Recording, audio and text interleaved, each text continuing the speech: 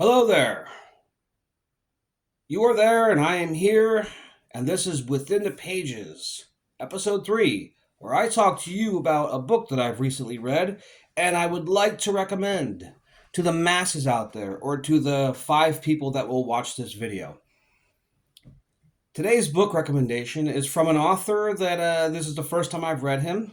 A friend of mine went to a horror convention and picked me up a few of his books, not knowing that I had already, I think I read one of his books. I don't want to say I'm completely unfamiliar. This is my second.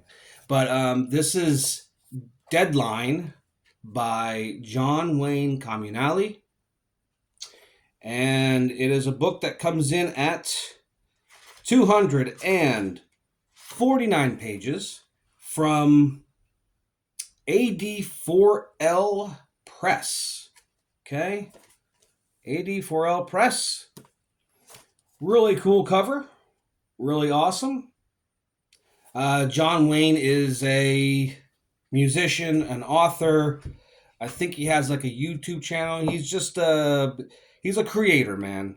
And this particular book, as I said, I did not meet him, but my friend actually went and got me these books, and he was kind enough, the author, to autograph them for me. And you can see that there. This is an autographed copy of Deadline. Let me read the back, and then we'll get into it, okay?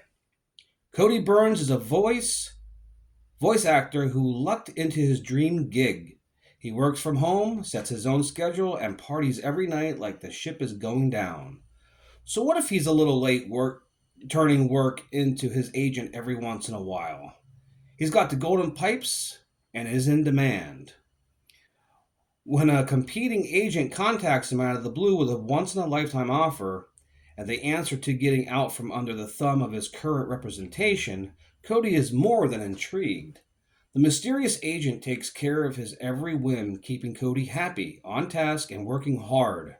The only caveat being he cannot miss a deadline without having certain and specific penalties levied against him. It all seems well and good until he discovers the job is filled with mounting degrees of difficult that challenge his talent, sanity, and the constraints he's given. Following threats, vandalism, and the death of an actress whose story strangely mirrors his, he realizes working with the new agent is not what he expected, especially when missing the next deadline could be the end of the line for him. And that's coming from the back.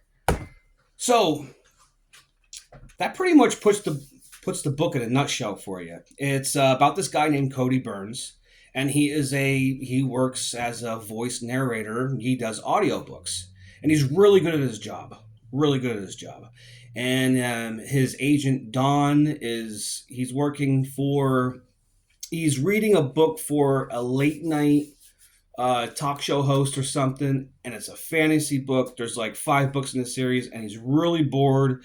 The guy cannot write. So he gets a job with another agent, and I don't know how to say his name. I think it's pronounced Gerevil. It's like Jer evil. Gerevil, I don't know. Anyway, before all this, Cody is at a bar, and he's meeting up with his girlfriend, Gwen, who decides to break up with him.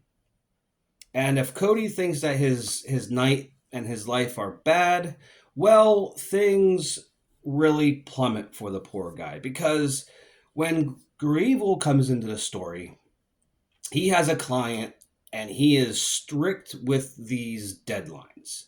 He's given a chapter to read, and he has to set all these chapters have these weird parameters. Like he has to set up a metronome. He has to read it just the perfect way. He has to get all the character accents just perfect. And he's being timed, and he's being recorded on a camera from his computer. Meanwhile, this Gerevil guy is like, hey, you don't have any time to go out and get food. You're on a deadline. I will have food sent to you. So there's this weird courier, this weird mailman type guy who just keeps bringing, like, he'll bring Cody a new phone, he'll bring him some food, anything to keep him in the house working on this project and making sure to complete the project before the deadlines. And as we find out, the book takes us, aside from the bar and maybe Cody going outside once or twice, the book takes place primarily, entirely in his apartment. And we follow Cody through this job that he has of narrating this book. It's never really clear what the book is about. I don't think that matters. Actually, it really doesn't matter. And as it goes along, this courier, he like I said, there's vandalism. Basically, this courier is ensuring that not only Cody can't use his car to get out, but he can't even, like, he does things to trap Cody inside the house. Because as I said, the book is called Deadline for a reason. It's all about deadlines. And I got to be honest, when I first read the back of the book, I said, I'm not sure how interesting this can be. Like, how is this author going to make this a page turner about a guy reading novels? It just did not seem like a very intriguing plot to read about a guy reading novels. Like, what? Anyway, but I was wrong. And this book it's like every time he's given a deadline and you know the penalties are more and more and more severe, it's like, holy crap, it gets very intense. It gets very violent. It's not like a splatter book at all. But there are dark moments and you just feel for this guy, Cody. Like, this guy has crap luck, and it only gets worse and worse as the story progresses. And the other characters, there's only like 3 or 4 characters in this book, and we never really see Gerevil or whatever his name is. We never see him, but he's always in contact with Cody, always on the phone. He's got a monitor hooked up because sometimes Cody has to do like a live performance with these narrations. It just gets really weird and bizarre, and it's like this descent into madness. And it's a really good book. I really liked it. Like I said, this is my second book of, and I cannot remember the title of the first book of his I read. I can't remember it offhand. And I apologize for that. But Deadline is something that you should definitely have on your radar if you haven't read it. I believe, I want to see who this artwork is from. Oh, covered is the author did it too. Yeah, so he does his own artwork. Oh, that's awesome. He also has a website, johnwayneisdead.com. So check him out. Really cool author. Really good book. I want to know if there's anything I'm missing here because I don't want to spoil it. I'm afraid if I spoil this book, it's going to. I just don't want to spoil it.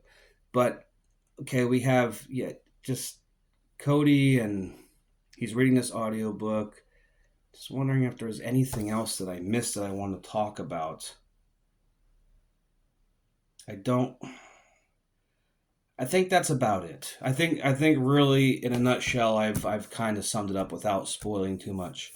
If you like books that take place in one location, mostly one location, aside from like there's a bar scene, like I said, it's really cool. If you love a book with one character, mainly one character going through a bunch of crap, this is the book for you. It is a kind of a slow burn at first, but as you go on and he has to meet these more and more deadlines, there's so much more at stake. And that's the next point. Okay, I've remembered. That's the next point I want to bring up.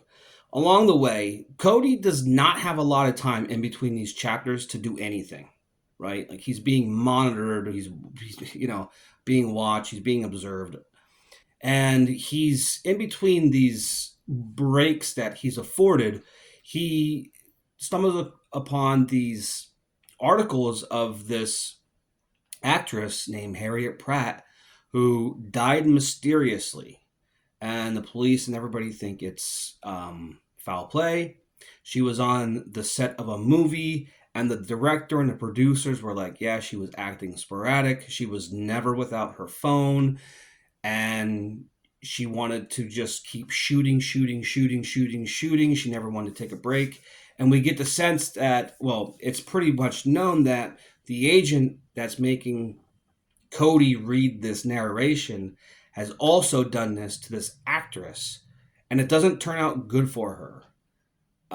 She's dead. She's found mutilated. She's dead.